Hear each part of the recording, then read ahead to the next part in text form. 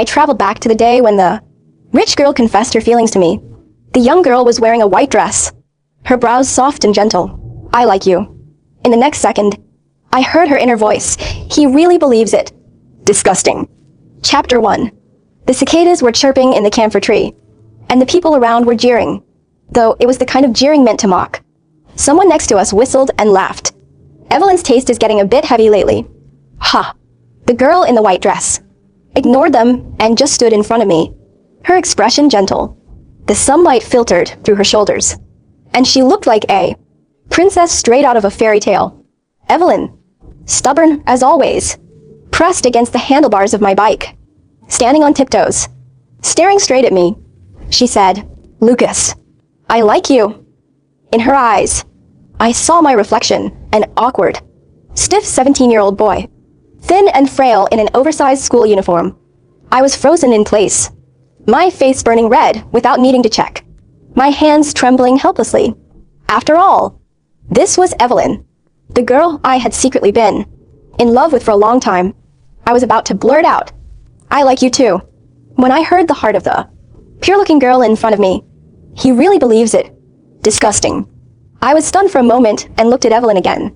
She was smiling gently, with no sign of the disgust she was feeling inside. She was waiting confidently for my reply.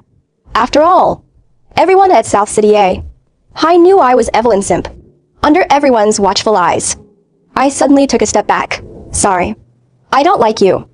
Evelyn's expression turned ugly for a moment. No one had ever rejected her before.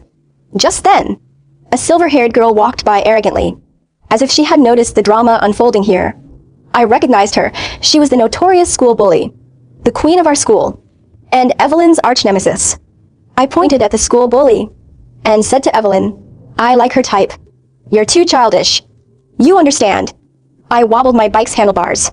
"So, Evelyn, move aside." Evelyn must have been bewildered, not understanding how the boy who had adored her a second ago could now tell her to get lost. She stiffened, placing her hand on my handlebars, an intense unease showing between her delicate brows. She bit her lip and asked, "What's wrong with you?" She held onto my bike. I was afraid to pull too hard and accidentally hurt her, leaving me stuck in a dilemma. In the next second, however, the silver-haired girl reached over and grabbed my handlebars, yanking them free from Evelyn's grip with a twist of her wrist. "Didn't you hear him? He told you to move." Her voice was crisp, with a hint of coldness. I turned my head slightly. The silver-haired girl had waist-length hair, her side profile delicate yet exuding an aura that warned people to stay away. Her long silver hair shimmered in the light, cool and rebellious. And then I heard the school bully's panicked inner voice. "Shit. He's looking at me." Chapter 2. The school bully rescued me from Evelyn's confession and pushed my pink bike forward. A small group of boys passing by teased her. "Becca, when did you stop riding your motorcycle?" She kicked one of them, cursing, "Get lost." I walked beside her, feeling incredibly awkward, and mustered up the courage to speak. "Hey, school bully, Rebecca." I froze for a moment before realizing she was telling me her name. She lowered her eyes and asked softly, "Do you like me?" My first instinct was to shake my head, but then I heard her eerie inner thoughts. Anyone who's used me as a shield ended up in concrete pillars, so I immediately nodded my head vigorously. Rebecca had a pair of charming, almond-shaped eyes. Right now, she smiled, stopping in her tracks, reaching out to pinch my cheek. Her thumb brushed over the mole under my eye, and she slowly said, "From now on, you'll help me with my homework, watch me practice dancing, and give me rides to and from school. Treat me 10 times better than you treated Evelyn." Got it. Even though she was shorter than me, I instinctively shrank back. I was a bit confused and asked, "What do you mean?" She condescendingly patted my face, smiling sweetly. "It means I've accepted your pursuit." Rebecca, with her silver-dyed hair, ear piercings, and face screaming high maintenance. Suddenly, I felt like maybe going back to battle Evelyn was a better option. Chapter 3. I followed the road back home, guided by my memories. This was the Villa District. I was 17 when they brought me back from the countryside. At 17, I didn't understand many things, like why my mother was the legitimate wife, Yet I had an older half-brother, Diego, who was just a few months older than me. Everyone liked Diego, including Evelyn. Evelyn and Diego were childhood sweethearts from the beginning. Even when she first acted kindly towards me, it was only to convince me to donate a kidney to him. If it weren't for Diego's illness, the Song family would have never thought of bringing me back. To them, I wasn't a person. I was medicine. But now, their intentions hadn't been revealed yet. Diego, still recovering at home, was in the garden watering the flowers. When he heard me enter, he looked up and smiled gently. "You're home late. We finished dinner a while ago." It didn't matter. I wasn't allowed to sit at the table anyway. Evelyn confessed to me today. The watering can suddenly dropped from his hand, splashing water on his face. He forced a smile. "Really? Congratulations." I raised an eyebrow in surprise and said, "Of course." I didn't accept. How could she ever be good enough for me? In an instant, I was overwhelmed by a flood of vicious, hateful thoughts coming from the always kind Diego. A walking kidney bag. And he's not grateful to us. How dare he say that? Evelyn only told me she'd approach Lucas. She never said she confessed to him. This poor kid must be lying. Damn it. Lucas should take a good look at himself. So ugly. I snickered. And to think they were relying on me to keep him alive, dream on. I ran upstairs, hearing Diego cough violently behind me. As I reached the top, the family maid, who was closer to me, pulled me aside and whispered, "Madam said there's no dinner left for you." I nodded. This was a regular occurrence. As I turned away, I paused for a moment, hearing the maid's inner thoughts. She said, "Poor thing." Chapter 4. Before I returned. It was just after Diego's successful recovery. Thanks to my kidney, Evelyn had promised that once he was out of the hospital, they'd get engaged. And they did, just not to me, but to Diego. She endured her disgust and revulsion, pretending to be friendly with a country bumpkin like me for so long, and finally got what she wanted. On her engagement day, she leaned into Diego's arms, and in front of all the guests, with the same gentleness as when she confessed, said to me, "Lucas, why don't you take a look in the mirror?" I looked down and saw my reflection on the polished floor, bloated and overweight from the medication. A far cry from the handsome and charming Diego. Perhaps we were always worlds apart. In that moment, I felt my heart shatter into pieces. Luckily, it was all just a dream. I woke up right at the moment Evelyn confessed to me, now with the added ability to hear people's thoughts. I grabbed my phone from under my pillow and opened the chat app, where there were already 99 plus messages. Only one chat was pinned at the top, Evelyn. The 17-year-old me had genuinely liked her. Evelyn's messages were still coming in, and she was probably crying from frustration. "Evelyn, Lucas, I'll give you another chance. My confession still stands." "Evelyn, you're doing this on purpose, aren't you? Congratulations. You succeeded." "Evelyn, stay away from Rebecca. She's bad news." There were also several missed calls. Scrolling up, I saw messages I had sent, usually a long string of texts, but with no response from the other side. On the rare occasion Evelyn did reply, I'd be over the moon for half the day. And now, Evelyn was still flooding my phone with messages. With a swift motion, I blocked her. Then I slowly opened the class group chat. Sure enough, they were discussing the incident from this afternoon. The school flower and the school queen, fighting over a guy. Such a boring headline. They even posted pictures from the scene. I clicked on one, and my face immediately flushed. In the photo, the silver-haired girl was standing in front of the boy. So close it looked like she was leaning into my arms. She was staring at Evelyn with a provocative look, raising an eyebrow. The chat continued to scroll. Who's this guy, anyway? Looks like a total country bumpkin. Even the heartthrob from third. Hayden managed to win over Becca. We usually can't post Becca's pictures without her permission. But she didn't say anything today. Guess it's real. I exited the chat and saw a new friend request notification. The username was BC, with a note that read, Lucas love interest. My heart skipped a beat, and I accepted. Lucas, I've accepted your friend request. We can start chatting now. After a brief pause, she sent a voice message. Her voice was teasing, just friends. I tried to pause the voice message, but fumbled, accidentally hitting the video call button. She answered, and suddenly her beautiful face appeared on the screen. so close that her eyelashes seemed like they could brush against my face. I unconsciously pulled my phone back a bit. A laugh came from the other side of the screen, and Rebecca said softly, "Lucas, why is your face so red as soon as we start talking?" I couldn't say a word for the longest time. Then, from somewhere behind her, I heard someone yell, "Becca, we want to see your boyfriend too. It's all over the forums." Without even turning around, Rebecca chuckled, "Get lost." She stretched out her hand to cover the camera like a child hiding their toy. Being petty, it was pretty childish. After a while, Rebecca moved her hand away, the corners of her lips curling up. "You couldn't wait to video call me after being apart for a bit. What's wrong? You miss me already." Her words were light, almost seductive. Just as I was about to explain, my stomach growled loudly. I was starving. Before she could react, I quickly hit the red button to end the call. Damn. How embarrassing. Damn. She's beautiful. Chapter 5. It was already night, and the Song family had a curfew. I couldn't leave, and there was no dinner left for me. A grown man, hungry enough to gnaw at the bedpost. I could only resign myself to lying on the bed, waiting for the hunger to pass. Outside the window stood a tall camphor tree.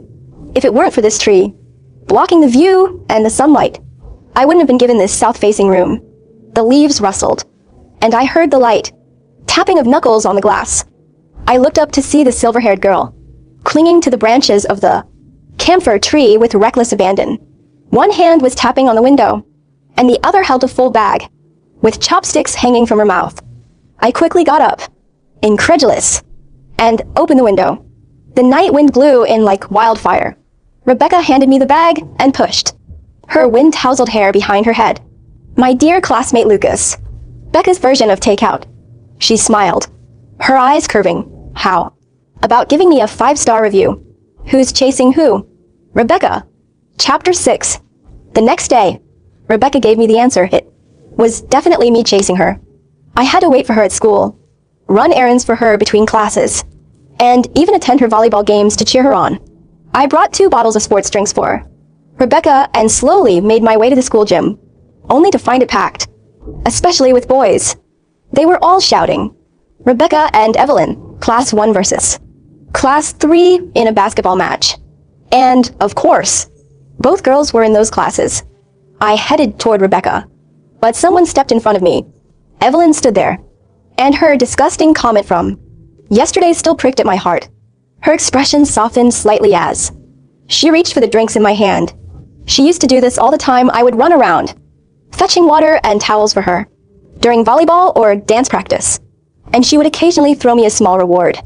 Evelyn said, "Since you brought me water, I'll forgive you for yesterday." I dodged her hand and said bluntly, "Move aside."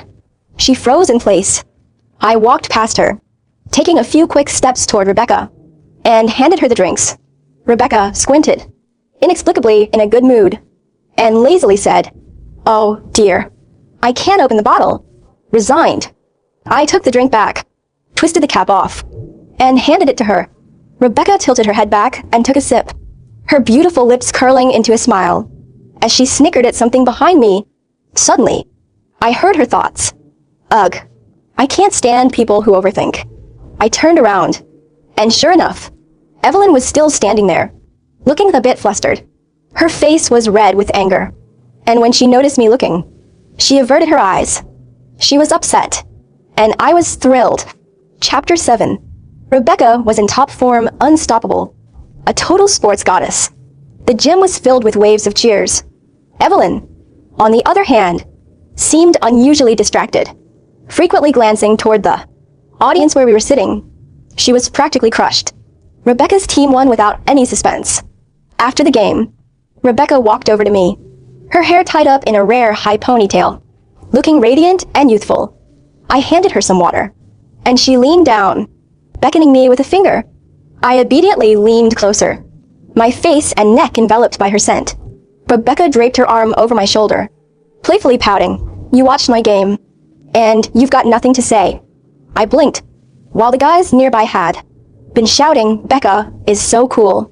For half an hour, I looked up at her and hesitantly said, "Becca is cool." In the next second, something covered my head. It was Rebecca's school jacket. which she had left by the sidelines before the game. The scent of her soap filled the air around me. I heard someone rush over to check on her. Becca, why are your ears and face so red? Are you feeling unwell? Rebecca, rare in her embarrassment, snapped, stop talking. Chapter 8. Life without Evelyn at the center was so much easier. My earliest memory of Rebecca was from the time I came out of a convenience store and stumbled upon her fighting with students from another school. I crouched against the wall, scared of getting caught in the crossfire. When it was finally quiet, I dared to look up. Rebecca was the only one left standing.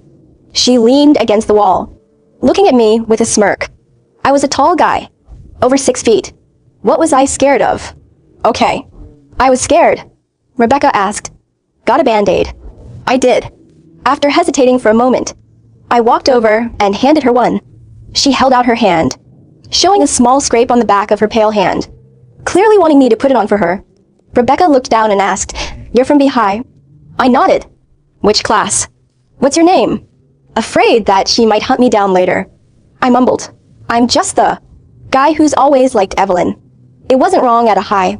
Maybe no one knew the name Lucas, but everyone knew Evelyn Simp. Just as I was about to put the Band-Aid on her, Rebecca suddenly pulled her hand back, her expression cold. She scoffed. Boring. I must have said something that upset her. She walked away, her back looking thin and unsteady. But now, surprisingly, Rebecca seemed easygoing. Even when she got mad, she was quick to forgive. On the other hand, Evelyn always felt unpredictable when she was nice. It seemed like she really liked me. When she wasn't, she was downright cruel. Fortunately, I no longer had anything to do with her. Or so I thought. Until Evelyn showed up at the songhouse after school. I had gone downstairs to get some study guides and ran into Diego, who was happily walking out of the piano room. Evelyn, it's been so long since you visited me, he said, with a trace of complaint in his voice. Evelyn stood silently for a moment, before asking, How's your recovery going? Diego rambled on. I've been such a burden to our parents. But I'm okay. You don't need to worry. I'll ask the maid to cut some fruit for you. You love fruit, don't you? Yesterday. Evelyn cut him off, pressing her lips together. No need. She looked up toward the stairs and made direct eye contact with me. She stared at me and said, I'm here to see Lucas. Diego froze, as if he hadn't heard her right, and repeated, Evelyn, who are you here to see? Evelyn ignored him and stubbornly kept her eyes on me. Lucas, come down and talk. Under her gaze, I slowly walked down the stairs. I grabbed the math study guide I'd left on the table and sighed. It's not that I'm ignoring you. I was on a video call with Rebecca about math problems. If I keep her waiting, she'll get mad. Diego's face turned pale. Evelyn's face darkened. Chapter 9. That night, Diego threw a fit, demanding to return to school. Being the family's darling, and with his health improving recently, the family agreed. After his return to school was arranged, Diego's mom, for the first time, deigned to speak to me at length. Half advice, half threat. Her words boiled down to one thing. I was to be Diego's study companion. Diego's mother said, Lucas, don't forget that the reason you're able to attend this school is because of the resources I provided. She had always looked down on me as some country bumpkin and never really took me seriously.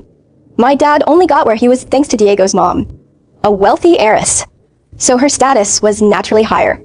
I nodded in silence. When the conversation ended, my dad finally spoke, calling my name, Lucas. I turned around. He said, Don't call Diego your brother at school. It's hard to explain. Same father. 2 brothers. Just a few months apart. Who could explain that? Chapter 10. Diego's return to school stirred up quite the commotion. He had taken a break for half a semester due to his illness. But during his time at school, he had been a figure of influence. He and Evelyn were in the same class, and lately, they had been appearing inseparably together. Naturally, the rumors between me and Evelyn quickly died down. Diego, backed by his parents, freely ordered me around. Living under their roof, I had no choice but to comply. On a scorching summer afternoon, I had to run errands to buy ice cream for him and his gang. By the time I returned, drenched in sweat, they were laughing with their feet on my desk. That Lucas, You can tell he's a poor kid from the countryside. First clinging to Evelyn, now hanging out with Rebecca. Lucas's grades are terrible. He's nothing compared to Diego. Evelyn and Diego are childhood sweethearts. Diego. What's Lucas to you? Anyway, I've never seen a dog so obedient. They laughed again, as if they had just heard the world's funniest joke. One of them kicked my desk again. Suddenly, someone said, "Hey, Diego. Lucas has the same last name as you, he." Diego's smile froze for a moment but quickly returned to normal. Lucas is the son of our driver. My dad pulled some strings to get him into the school. I interrupted their praises of Diego's kindness and put the now melted ice cream on the table. Diego flicked the contents with his fingers and said, "Lucas, it's all melted. Do me a favor and go get some more." Even though I relied on the family's money to attend school, I couldn't swallow my anger anymore. I was ready to flip the table when a sweet voice rang out. Uncharacteristically stern, Evelyn said, "Diego, that's enough." The room fell silent. Diego couldn't keep up his smile anymore. "Evelyn, you know He swallowed the rest of his words. For some reason, when he looked at Evelyn, he didn't dare finish. I heard Diego's inner thoughts, a mix of anger and frustration. He was thinking, Evelyn and I have been through the same thing. Why is her attitude changing? I glanced at Evelyn, confused about why she was speaking up for me. Maybe they had switched tactics, one playing the good cop, the other the bad. Slowly, I said, "What's so over the top about this? You've done worse before, haven't you? Back when I was chasing after Evelyn. She was awful. She once made me go buy coffee in a raging storm. And when I returned, drenched but with the coffee intact, she barely glanced at me and said, 'Lucas, the coffee's cold.'" Evelyn clearly remembered it too. The room grew colder, and no one dared speak. Suddenly, I felt someone's arm hook around my neck from behind, pulling me against a soft, feminine body. The silver-haired girl, Rebecca, was smiling, but her gaze was fierce. "So this is where you've been, running errands for people." Rebecca scanned the room. Everyone she looked at paled. To this day, the school forums were still buzzing with posts about Rebecca. Her reputation as the school's queen was widespread, making him run errands. Rebecca's voice was sharp, enunciating every word. "Are you even worthy?" Chapter 11. Rebecca casually told the group to go for a run. None of the boys dared to argue. They obediently did as she said. Even Diego wasn't spared. A bunch of them ended up drinking the melted ice cream and running laps under the scorching sun, while classmates watched from the balconies, and the headmaster, bald and sweating, rushed to the track. The mastermind, Rebecca, stood beside me, her silver hair flamboyant as ever, watching them with an expressionless face. She wasn't happy. "Rebecca." I called her name. She turned to me, and the displeasure on her face instantly melted away. "Don't do this next time. It doesn't look good."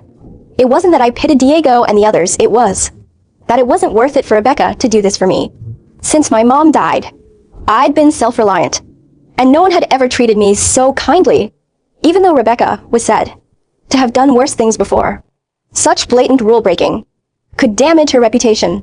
Rebecca rested her chin in her hand and leaned in close, so close I could count her eyelashes. I saw my reflection in her eyes. "Did it feel good, Diego?" she asked. I hesitated for a moment. It did. Rebecca smiled like a cat who'd just caught a mouse. Then it was worth it. Chapter 12. After Rebecca stepped in, Diego didn't dare boss me around anymore. Even at home, he was too scared to tattle. Just hearing Rebecca's name was enough to shut him up. Maybe what I said to Evelyn had also struck a nerve, because she stopped bothering me too. Occasionally, I'd see Evelyn and Diego walking together at school. One moment, Diego would be all gentlemanly with her. The next, he'd look at me with nothing but disgust. He must have had a natural talent for changing his expression, like one of those face-changing opera performers. But Evelyn didn't seem as close to him as I'd imagined. Not that it mattered to me anymore. I had one task: study hard. Well, maybe now I had another task: helping my struggling classmate Rebecca with her studies. On the day of the monthly exam results, the bulletin board was crowded. I hadn't done well in the past, but during my bedridden days, I had spent all my time reading high school textbooks. hoping to retake the college entrance exams one day. So this time, I was eager to see where I ranked. Diego and his group were crowded around the top of the board. Diego, you're ranked 29th in the year. That's amazing. Of course, it was amazing. The Song family had hired top tutors for him. First place, as expected, goes to Evelyn. They turned around and saw me, searching from the bottom of the list. Snickering, I heard Diego's smooth, mocking voice. Some people at least know their place, looking for their name where it belongs. Suddenly, someone tugged on his sleeve and cursed softly. Diego, his rank is the head of yours. I was just a few spots above Diego. He stared at the board, stunned, unable to believe it. Someone read my ranking out loud. Lucas, 20th. I couldn't believe it was that high. I suppressed my excitement and finally found Rebecca's name. She had jumped to the middle of the pack. Lucas's tutoring sessions were working. I turned around and saw Rebecca walking down the corridor with a group of girls. Afraid she wouldn't see me, I waved and happily called her name. Rebecca. She looked up and met my gaze. You ranked 300th. I puffed out my chest. Proud. You got 300th place. Rebecca. Rebecca's steps faltered, and the girls around her started teasing her, nudging her with their elbows. Becca, the guy you like is so cute.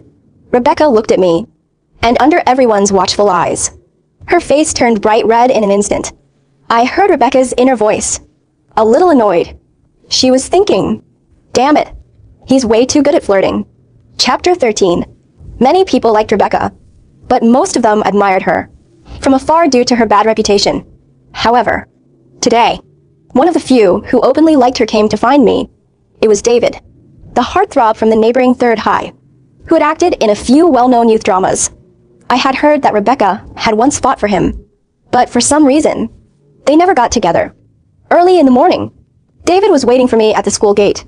Rebecca and I usually went to school together now, but today she had gone to the convenience store, and I was waiting for her at the gate.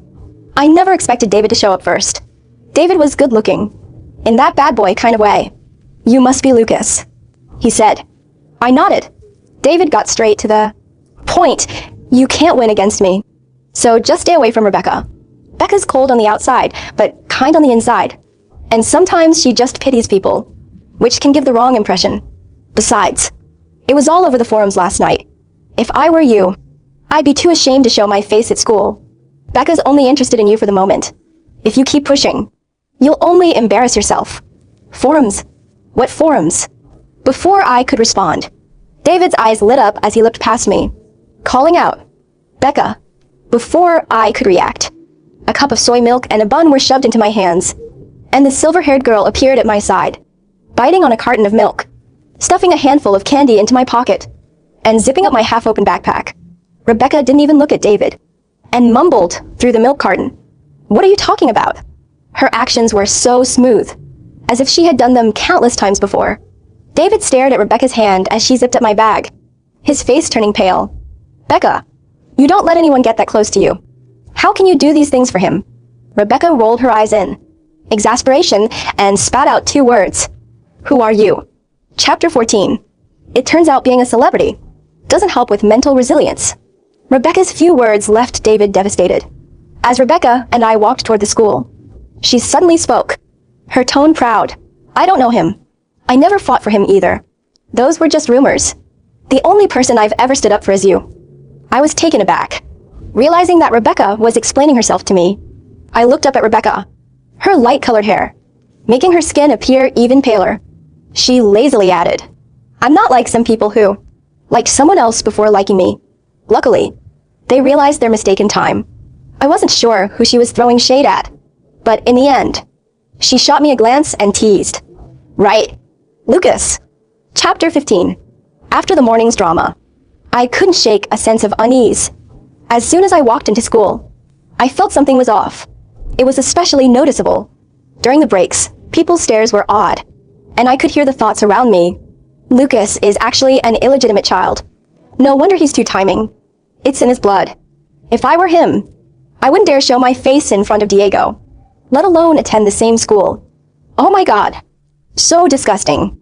I realized what had happened and quickly checked my phone in the bathroom. Sure enough, there was a trending post on the forum exposing Lucas, the illegitimate child of a high. Who's two timing? The post was anonymous, written by someone claiming to be a regular classmate who couldn't stand Lucas anymore.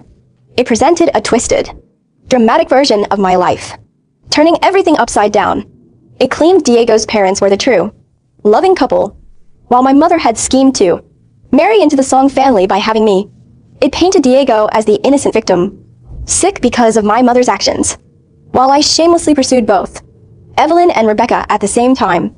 No need to look at the comments, they were all insults. I was so angry my head felt foggy.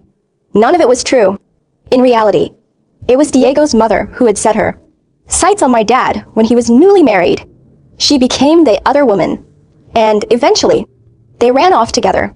My dad never looked back, leaving us behind. My mother, even until her death, still hoped he would change his mind. I left the bathroom and washed my face at the sink. Someone handed me a tissue. It was Evelyn. She spoke softly. I've already asked someone to handle the forum post. Don't worry. I looked at her reflection in the mirror. Her white shirt and gentle expression. You knew about this all along. I was referring to the content in the post. Evelyn closed her eyes briefly, a self-loathing look on her face, and nodded. I'll make sure this is suppressed. No one will talk about your background anymore. Don't be mad at me. Lucas, once this blows over, let's just pretend it never happened. Okay. She didn't even bother asking me if it was true. She had already assumed it was a fact. She opened her eyes again, looking at me softly. You see, I've been helping you from the moment we first met. Come back to me. Lucas. I wiped my face, threw the tissue in the trash, and turned her calmly. Evelyn, I'm not an illegitimate child. Chapter 16. From the moment we first met, Evelyn had always helped me. When I first arrived here, I couldn't even find the Song family's house and got lost in the Villa district, chased all over by some neighbor's dog. My mom had died of rabies, so I had always been terrified of dogs. That day, it had started raining. I ran and dropped all my ragged belongings along the way. The dog knocked me down, but then I heard a whistle, and the dog immediately jumped off me, happily running away. As I shakily gathered my things in the rain, tears streaming down my face, an umbrella appeared above me. The hand holding the umbrella was slender, and the girl standing there in a white dress was cold and elegant. For a moment, I felt ashamed of myself. Did you chase the dog away? Did you save me? What's your name? She said. I'm Evelyn. After that, I lived under the Song family's roof, ignored at school, but Evelyn always helped me. I stuck by her side. Maybe even I couldn't tell if what I felt for her was love. After all, from the start, she had her own motives. Evelyn was complicated. Sometimes I thought she liked me. She even wrote her name in my textbooks. But the next second, she'd get mad and scratch it out. I always knew she was disgusted by something about me, but I never knew what. Now I understood. She had always believed I was an illegitimate child, that the blood in my veins was dirty. Loving Evelyn was worse than loving a dog. Chapter 17. I walked straight to Class 1's door and, as expected, found a crowd gathered around Diego. He looked forlorn and pitiful, while everyone around him was busy comforting him. When they saw me standing at the door, they glared at me. Thanks to Rebecca's intervention last time, no one dared to insult me openly, afraid of getting on the wrong side of the school's queen. Diego had always put on a good front with me, but lately, something had changed. First, he had made a fuss about returning to school. Then there was the ice cream incident. Our pretense of civility was completely shattered. He looked up at me, his eyes red, his knuckles white from clenching his fists. Lucas, can't you leave my family alone? I heard his inner thoughts again. Half angry, half hurt. Diego was thinking, Evelyn just went to see him. He used to hate illegitimate children as much as I did. How did things end up like this? Leaning against the wall, I chuckled. Of course not. Diego's expression froze. I walked over, placing my hand on his desk, looking down at him. That post is a pack of lies. I'm not an illegitimate child. The other child born from an affair is someone else. Diego had been kept in the dark by his parents and genuinely believed his mother was the rightful wife. That's why he harbored so much hostility toward me. Now, Hearing this, he instinctively snapped back. What proof do you have? I shook my head and straightened up, looking at him with a hint of contempt. I don't need proof. Whoever makes accusations has to provide the evidence. The innocent don't have to prove their innocence. I added, I'll call the police. Justice will give me the answer. Did the person who posted that rumor think anonymity would protect them from responsibility? Diego's face turned pale. Before I could call the police, justice arrived on its own. Someone muttered. The forum's anonymous feature just went offline. The person next to me was hiding their phone behind a book, reading the post. The name of the poster was now clear, Class 1S Diego. The looks people gave Diego were strange. After comforting him for so long, they realized he had written the post himself. What a two-faced act. Diego, with his thin skin, blushed furiously and fainted from the stress. Chapter 18. In the VIP ward, Diego had just come out of dialysis, looking pale, while the nurse was bustling around, and his mother fed him pre-cut fruit. I was getting scolded by Song's father. Lucas, I'm really disappointed in you. Is this how you repay us? By making your brother so angry that he ends up in the hospital? He said nothing about what Diego had done. I lowered my eyes in annoyance, staring at the spotless floor, and thought about the time I was left alone in the hospital. After giving Diego a kidney, their attitude toward me had turned cold. When I first came here, I wanted to show my long-lost biological father that I could be an excellent son. But things didn't go as planned. Fortunately, I had stopped caring a long time ago. I've heard the whole situation. I also heard you want to call the police. That's ridiculous. You shouldn't go back to school. After all, those are Diego's classmates, and this will affect him badly. I'll arrange for you to transfer. Realizing his tone was too harsh, Song's father softened his voice. We're family, Lucas. Try to understand and show some consideration. All right. No. I shook my head. Song's father was stunned. This was the first time I had ever refused him. What did you just say? He asked harshly. My throat felt dry. The atmosphere in the room turned tense. The door opened suddenly, and a group of people crowded in, with a silver-haired girl standing at the entrance. She spread her hands. Lucas, come here. I quickly walked toward her, lowering my voice. Why are you here? Rebecca placed her hand on my back. I didn't want them giving you a hard time. I'm here to back you up. Song's father clearly recognized Rebecca, and a hint of flattery appeared on his face.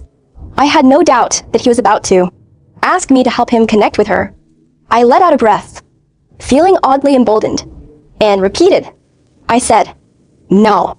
I will report it to the police. I'm not donating another kidney, and whether Diego lives or dies has nothing to do with me. You're lucky I haven't punched any of you yet. I turned to look at Diego, who was clutching his blanket in panic. Diego's hatred toward me stemmed from being a half-sibling, from Evelyn, and from his jealousy over my health. I shattered the dream he had been living in for years. Diego, your mom is a full-blown mistress.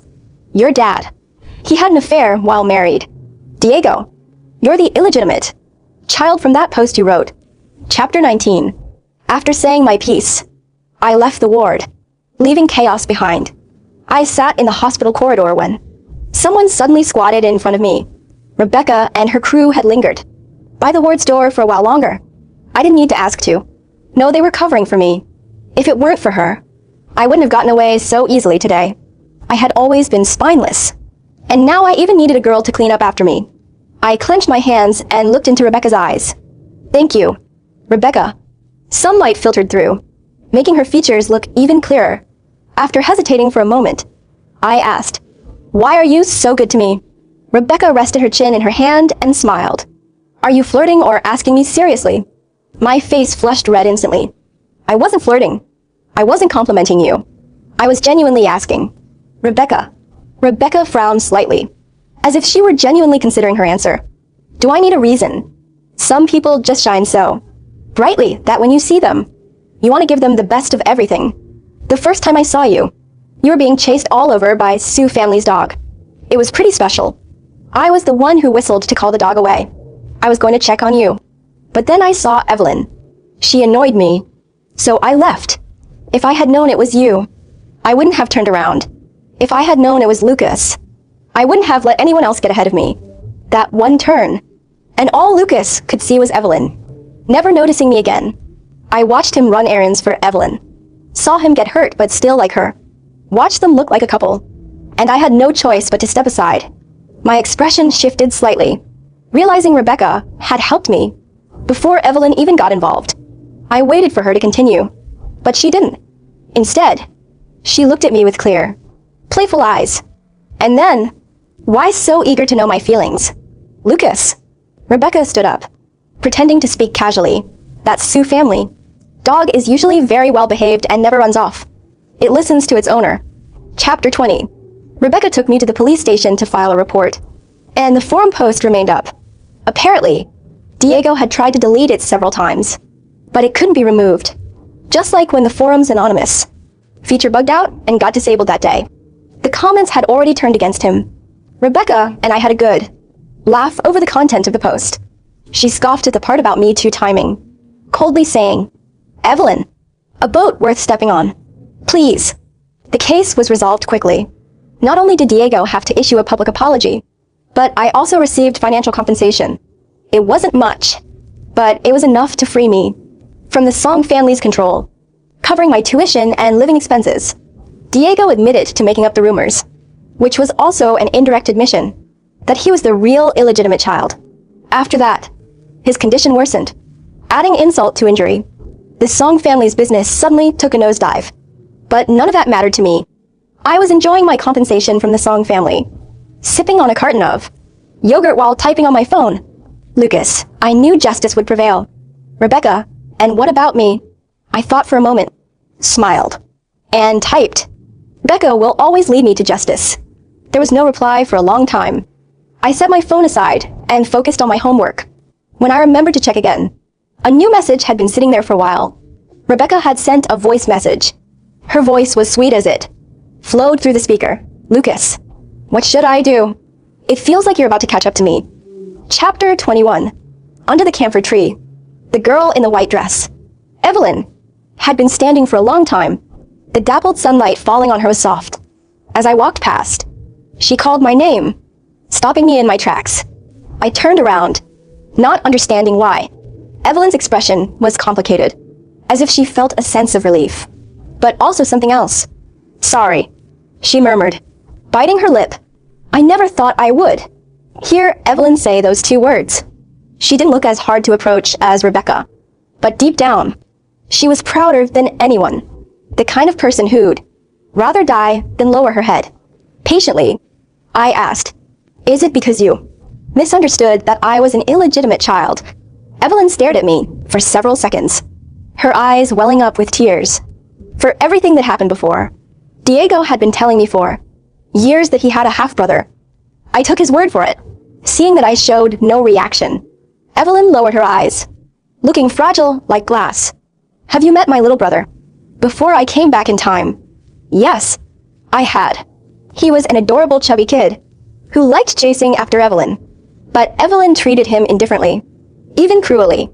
After a pause, Evelyn spoke, reopening an old wound. "He's the child of the woman my father kept outside our home." It dawned on me that Evelyn's conflicting attitude toward me was her way of projecting her own pain.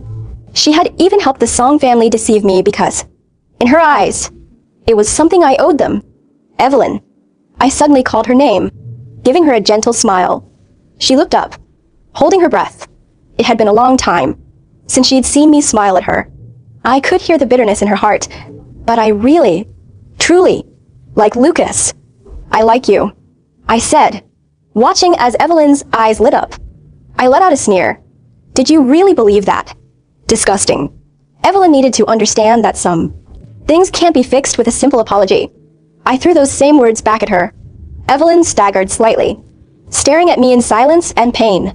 Perhaps, in that moment, she finally realized what she had lost. "Lucas." A lazy voice called from behind me, tinged with irritation.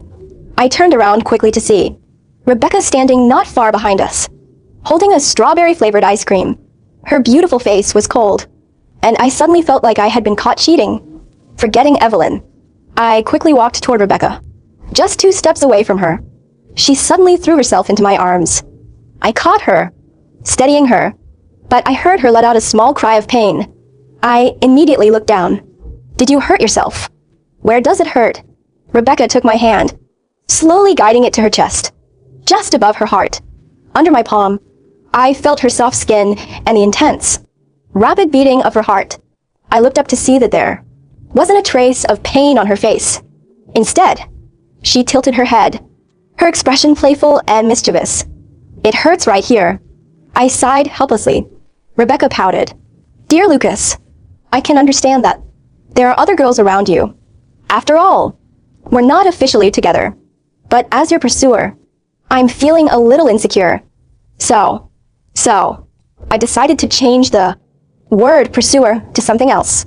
Can you guess what word? What word? Rebecca stomped her foot and gritted her teeth. Girlfriend. I couldn't hear any more thoughts. Just the sound of two hearts beating loudly. Neither of us said a word as the sunlight poured down. In any case, there was still a long road ahead and a lot of life left to live. After all, this was a new beginning. In reality, the school queen, Rebecca, wasn't that hard to catch after all.